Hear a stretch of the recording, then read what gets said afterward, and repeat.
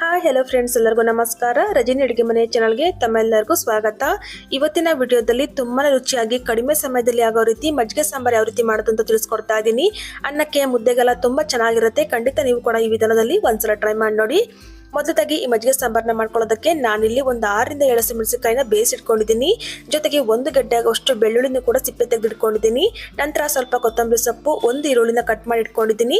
ಹಾಗೆಯೇ ಸ್ವಲ್ಪ ಕರಿಬೇವು, 1 2 ಟೇಬಲ್ ಸ್ಪೂನ್ ಅಷ್ಟು ಎಣ್ಣೆ, ಸ್ವಲ್ಪ ಸಾಸಿವೆ, ರುಚಿಗೆ ತಕ್ಕಷ್ಟು ಉಪ್ಪು ಇಟ್ಕೊಂಡಿದ್ದೀನಿ. ನಂತರ ಇದಕ್ಕೆ 1 ಟೀ ಸ್ಪೂನ್ ಅಷ್ಟು ಜೀರಿಗೆ ಕೂಡ ತಗೊಂಡಿದ್ದೀನಿ. ಇವಾಗ ಇದನ್ನ ಪಕ್ಕಕ್ಕೆ ಎತ್ತಿಟ್ಕೊಂಡು ನಾನಿಲ್ಲಿ ಒಂದು ಅರ್ಧ ಲೀಟರ್ ಮೊಸರಿಗೆ 1 ಕಪ್ ಅಷ್ಟು ನೀರನ್ನು ಸೇರಿಸ್ಕೊಂಡು ಚೆನ್ನಾಗಿ ಇದನ್ನ ಈ ರೀತಿಯಾಗಿ ಬೀಟ್ ಮಾಡ್ಕೊಳ್ತಾ ಇದ್ದೀನಿ. ಮೊಸರು ತುಂಬಾ ಗಟ್ಟಿ ಇರೋದ್ರಿಂದ ಈ ರೀತಿಯಾಗಿ ಸ್ವಲ್ಪ ನೀರನ್ನು ಸೇರಿಸ್ಕೊಂಡು ಚೆನ್ನಾಗಿ ಬೀಟ್ ಮಾಡ್ಕೊಂಡು ಪಕ್ಕಕ್ಕೆ ಎತ್ತಿಟ್ಕೊಳ್ತಾ ಇದ್ದೀನಿ. ಇವಾಗ ಒಂದು ಮಿಕ್ಸರ್ ಜಾರ್ಗೆ ನಾನು ತಗೊಂಡಿದ್ವಲ್ಲ ಬೆಳ್ಳುಳ್ಳಿ ಹಾಕೊಳ್ತಾ ಇದ್ದೀನಿ. ಜೊತೆಗೆ ಬೇಯಿಸಿಟ್ಕೊಂಡಿರುವಂತಹ ಹಸಿಮೆಣಸಿನಕಾಯಿ, ಸ್ವಲ್ಪ ಜೀರಿಗೆನ ಹಾಕೊಂಡಿದ್ದೀನಿ. ನಂತರ ಇದಕ್ಕೆ ಸ್ವಲ್ಪ ಕೊತ್ತಂಬರಿ ಸೊಪ್ಪನ್ನು ಕೂಡ ಸೇರಿಸ್ಕೊಂಡು ಜೊತೆಗೆ ಸ್ವಲ್ಪ ನೀರನ್ನು ಸೇರಿಸ್ಕೊಂಡು ಈ ರೀತಿಯಾಗಿ ಗ್ರೈಂಡ್ ಮಾಡ್ಕೊಂಡಿದ್ದೀನಿ. ಇವಾಗ ಒಗ್ಗರಣೆಗೆ ಅಂತ ಒಂದು ಪಾತ್ರೆಗೆ 1 2 ಟೇಬಲ್ ಸ್ಪೂನ್ ಅಷ್ಟು ಎಣ್ಣೆನ ಸೇರಿಸ್ಕೊಳ್ತಾ ಇದ್ದೀನಿ. ಎಣ್ಣೆ ಸ್ವಲ್ಪ ಬಿಸಿಯಾಗಿದ್ದ ನಂತರ ಸ್ವಲ್ಪ ಸಾಸಿವೆನ ಹಾಕೊಳ್ತಾ ಇದ್ದೀನಿ. ಸಾಸಿವೆ ಚೆನ್ನಾಗಿ ಸಿಡಿದ ನಂತರ ಸ್ವಲ್ಪ ಕರಿಬೇವು ಹಾಗೆ 1 ಈರುಳ್ಳಿನ ಕಟ್ ಮಾಡಿ ಇಟ್ಕೊಂಡಿದ್ವಲ್ಲ ಅದನ್ನು ಕೂಡ ಸೇರಿಸ್ಕೊಂಡು ಚೆನ್ನಾಗಿ ಇದನ್ನ ಫ್ರೈ ಮಾಡ್ಕೊಳ್ತಾ ಇದ್ದೀನಿ.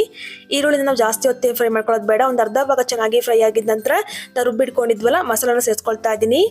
ಸೇರಿಸ್ಕೊಂಡು ಇದನ್ನ ಚೆನ್ನಾಗಿ ಫ್ರೈ ಮಾಡ್ಕೊಳ್ಳೋಣ. ಅದರಲ್ಲಿರುವಂಥ ಹಸಿ ವಾಸನೆ ಆಗೋದನ್ನ ಚೆನ್ನಾಗಿ ಫ್ರೈ ಮಾಡ್ಕೊಳ್ಬೇಕು. ನೋಡಿ, ಈ ರೀತಿಯಾಗಿ ಚೆನ್ನಾಗಿ ಫ್ರೈ ಮಾಡ್ಕೊಂಡಿದ ನಂತರ ಸ್ಟವ್ ಅನ್ನು ಆಫ್ ಮಾಡ್ಕೊಳ್ತಾ ಇದ್ದೀನಿ. ಸ್ಟವ್ ಅನ್ನು ಆಫ್ ಮಾಡ್ಕೊಂಡ ನಂತರ ನಾವು ಮಿಕ್ಸ್ ಮಾಡಿ ಇಟ್ಕೊಂಡಿದ್ವಲ್ಲ ಮಜ್ಜಿಗೆನ ಸೇರಿಸ್ಕೊಳ್ತಾ ಇದ್ದೀನಿ. ನಿಮ್ಗೆ ಇನ್ನೂ ಕೂಡ ತೆಳ್ಳಬೇಕಂದ್ರೆ ಇನ್ನು ಸ್ವಲ್ಪ ನೀರನ್ನು ಸೇರಿಸ್ಕೊಂಡು ನೀವು ತೆಳುವಾಗಿ ಮಾಡ್ಕೊಳ್ಬಹುದು. ಇವಾಗ ಇದಕ್ಕೆ ರುಚಿಗೆ ತಕ್ಕಷ್ಟು ಉಪ್ಪನ್ನು ಕೂಡ ಸೇರಿಸ್ಕೊಂಡು ಚೆನ್ನಾಗಿ ಒಂದ್ಸಲ ಮಿಕ್ಸ್ ಮಾಡ್ಕೊಳ್ತಾ ಇದ್ದೀನಿ. ಬೇಕಾದ್ರೆ ನೀವು ಇದಕ್ಕೆ ಸ್ವಲ್ಪ ಸೌತೆಕಾಯಿನ ಕಟ್ ಮಾಡಿ ಹಾಕೊಳ್ಬಹುದು. ನೆಂಚ್ಕೊಳ್ಳೋದಕ್ಕೆ ತುಂಬಾ ಚೆನ್ನಾಗಿರುತ್ತೆ. ನೋಡಿ, ಈ ತರ ಒಂದ್ಸಲ ಚೆನ್ನಾಗಿ ಮಿಕ್ಸ್ ಮಾಡ್ಕೊಂಡ್ರೆ ಆಯ್ತು. ತುಂಬಾ ರುಚಿಯಾಗಿರ್ತಕ್ಕಂಥ ಮಜ್ಜಿಗೆ ಸಾಂಬಾರ್ ರೆಡಿ ಆಗುತ್ತೆ. ಅನ್ನಕ್ಕೆ ಮುದ್ದೆಗೆಲ್ಲ ತುಂಬಾ ಚೆನ್ನಾಗಿರುತ್ತೆ. ಖಂಡಿತ ಈ ವಿಧಾನದಲ್ಲಿ ಒಂದ್ಸಲ ಟ್ರೈ ಮಾಡಿ ನೋಡಿ. ಹಾಗೆ ಹೇಗೆ ಬಂದಿತ್ತು ಅಂತ ಕಮೆಂಟ್ ಮೂಲಕ ಕೂಡ ತಿಳಿಸಬಹುದು. ಹಾಗೆಯೇ ಇವತ್ತಿನ ವಿಡಿಯೋ ನಿಮಗೆ ಇಷ್ಟ ಆಗಿದ್ರೆ ಲೈಕ್ ಮಾಡಿ, ಶೇರ್ ಮಾಡಿ. ಮತ್ತಷ್ಟು ಸಿಂಪಲ್ ಅಂಡ್ ಕ್ವಿಕ್ ರೆಸಿಪಿಗಾಗಿ ರಜನಿ ಅಡುಗೆ ಮನೆ ಚಾನಲ್ನ ಸಬ್ಸ್ಕ್ರೈಬ್ ಮಾಡಿಕೊಂಡು ಸಪೋರ್ಟ್ ಮಾಡಿ. Thank you for watching.